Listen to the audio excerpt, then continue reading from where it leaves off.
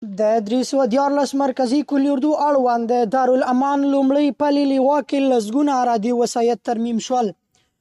د ملي دفاع وزارت اړوند د 314 مرکزي کلي اردو لومړۍ پلې لواء تخنیکي انجینرانو 98 بېلابېل ډوله وسایط ترمیم کړي دي. دغه وسایطو کې 45 حموي ټانکونه، 14 ضربتي ټانکونه، 25 انټرنیشنل موټر، 8 رینجر موټر، 2 ټیلر، 2 کرینګ، 2 بلدوزر او 1 فورکلیفټ شامل دي.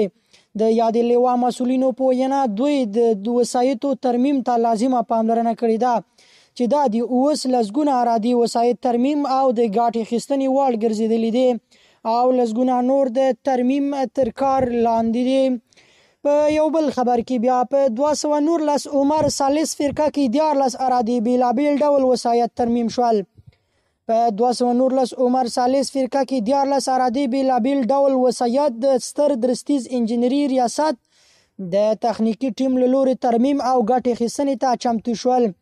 په دغه وسایطو کې فورکلیفټ، دمتریک، لینګر، اسکریپر، باکیلټ، چاینداره، بلدوزر، لوډر او ټریلر شامل وو. د مسؤلینو په وینا دغه وسایط چې مخکې تخریب شوي وو د تخنیکي انجینرانو له لوري د دوهم ځل لپاره په اساسي ډول ترمیم شول.